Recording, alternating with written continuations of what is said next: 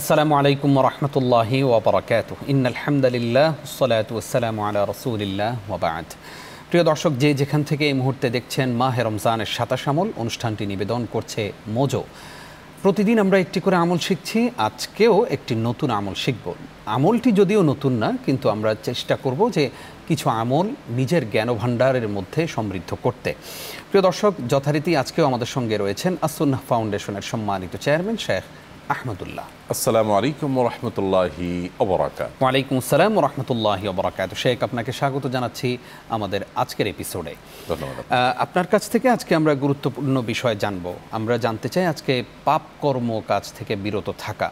মাহে রমজান চলছে, রমজানের এই সময়টাতে আমরা ইচ্ছায় অনিচ্ছায় অনেক পাপের সঙ্গে জড়িয়ে যাই, এবং সেই কাজগুলো করলে আমাদের রমজানের অবস্থা কি হয়, শুরুতেই যদি আপনি আমাদেরকে জানাতেন।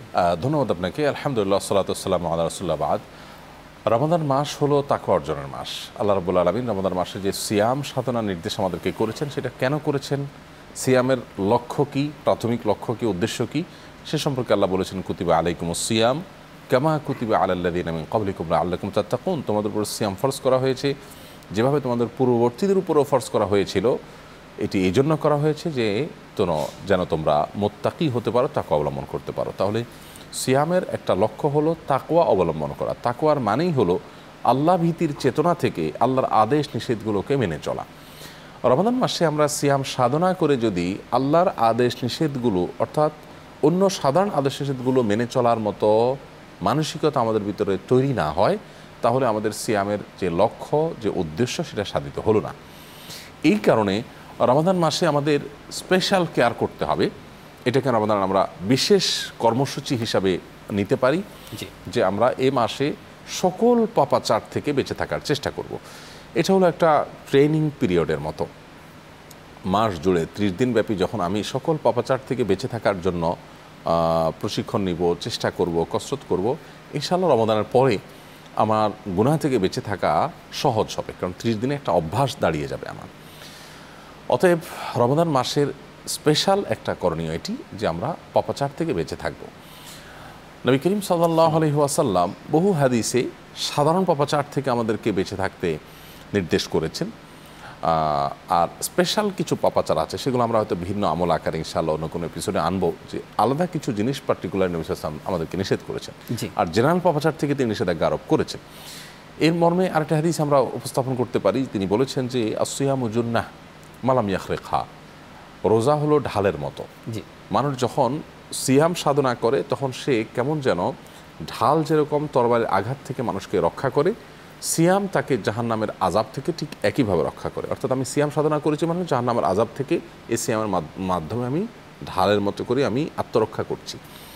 কিন্তু এই আত্মরক্ষার কাজ ততক্ষণ দিবে যতক্ষণ পর্যন্ত ঢালটা অক্ষত থাকবে। আপনি যে ঢাল দিয়ে তরবারের আঘাত থেকে আত্মরক্ষা করছেন, সে ঢালটা যদি ভাঙা ঢাল হয়, তাহলে কিন্তু আপনার আত্মরক্ষা নাও হতে পারে। ঠিক একইভাবে কেউ রমজানে রোজা রেখেছে, নবী সাল্লাল্লাহু আলাইহি ওয়াসাল্লাম বলেছেন এই রোজা তাকে জাহান্নাম থেকে আত্মরক্ষা করবার জন্য ঢাল হিসাবে ভূমিকা রাখে, কিন্তু শর্ত হলো এই ঢালটা ভাঙা হতে পারবে না। যদি ভাঙা হয় তাহলে ভাঙা ঢাল দিয়ে জাহান্নামের আযাব থেকে রক্ষা হবে না। এখন রোজা নামক ঢালটা ভাঙে কিভাবে? এর উত্তর হলো এই পাপাচারের মাধ্যমে। কারণ এই হাদিসের পরের অংশ আমরা দেখতে পাই যে বান্দা বিভিন্ন পাপাচার যখন করে, গুনাহে যখন লিপ্ত হয়, অনেক মানুষ আছেন যে রোজা রেখে তিনি নানান রকমের গুনাহ করছেন, অর্থাৎ সারা বছর যেগুলো করছেন রোজা রেখে এগুলো একই গুনাহ করছেন তিনি। তো এই যে গুনাহগুলো যদি তার অব্যাহত থাকে, তিনি হারাম কথা শুনছেন, গান বাজনা শুনছেন, খারাপ জিনিস চোখ দিয়ে দেখছেন, মোবাইলে বা স্ক্রিনে, অফলাইনে, অনলাইনে, তাহলে সেক্ষেত্রে তার এই পাপাচারগুলো তার রোজার উদ্দেশ্য থেকে তাকে দূরে সরিয়ে দেয়। এটা কিন্তু এমন একটা আমল যে আমলটা করাটা ফরজ। আমরা মাহে রমজানের 27 আমল অনুষ্ঠানে বেশিরভাগ আমলের কথা বলছি যেগুলো সুন্নাত, নফল, মুস্তাহাব এই পর্যায়ের। কিন্তু আজ আমরা যে আমলটা নিয়ে কথা বলছি, এটা হলো 27 আমলের ভিতরে এমন একটা আমল যে আমলটা সুন্নাত, নফল বা মুস্তাহাব আমল নয়। আমরা মাহে রমজানের দ্বিতীয় আমলে বলেছিলাম রোজার কথা, সেটা ছিল ফরজ। ঠিক একইভাবে আজকে আমরা বলছি পাপাচার বর্জন করা, এটাও কিন্তু ফরজ, অর্থাৎ পাপাচার বর্জন করাটা ফরজ আমল। সো যদি আমরা কেউ রমজান বা রোজার সুফল পেতে চাই, সিয়াম সাধনাকে সার্থক করতে চাই, তাহলে আমাকে শপথ করতে হবে, সংকল্প করতে হবে যে কোনোভাবেই আমার সিয়ামকে, আমার রমাদানকে আমি পাপাচারের কলুষ দ্বারা কলুষিত করব না। জি, এই সংকল্প না করলে রোজা রাখা হবে কিন্তু লাভ হবে না। নবী সাল্লাল্লাহু আলাইহি ওয়াসাল্লাম বলেছেন, রুব্বা সাইমিন লাইসা লাহু মিন সিয়ামিহি ইল্লাল জু'। বহু রোজাদার আছেন যাদের রোজাটা উপবাস থাকা ছাড়া আর কোনো কাজে দেয় না। কারণ হলো তারা রোজা রেখে পাপাচার করছে। তো রোজা রেখে যদি অন্যান্য পাপাচারের দ্বার সব ওপেন থাকে, তাহলে শুধু উপবাস থেকে আসলে কোনো লাভ নেই। অন্য হাদিসে আসছে নবী সাল্লাল্লাহু আলাইহি ওয়াসাল্লাম অবশ্য মিথ্যা কথা, মিথ্যা কাজ সম্পর্কে সতর্ক করে বলেছেন যে আল্লাহ কোনো লাভ নেই তার উপবাস থাকার মাধ্যমে। এই জন্য পাপাচার বর্জন করা এটা রমাদানের অন্যতম প্রধান কর্মসূচি হওয়া উচিত। জি, আমরা আবারও বলছি, এর সাথে সামলের ভিতরে যদি আপনাদেরকে সিরিয়াল করে দিতে বলেন, তাহলে আমি বলবো রমজান মাসে রোজা রাখা এটা হলো 1 নম্বর আমল, আর 2 নম্বর গুরুত্বপূর্ণ আমল হলো পাপাচার বর্জন করা। বাকি যত আমল আছে এর সবগুলো তারপরে। আপনি সাথে সামলে যদি 25টাই না করেন আর শুধু এই 2টা করেন, তাহলে আপনার সিয়াম সাধনা অনেকখানি সার্থক হয়ে যাবে।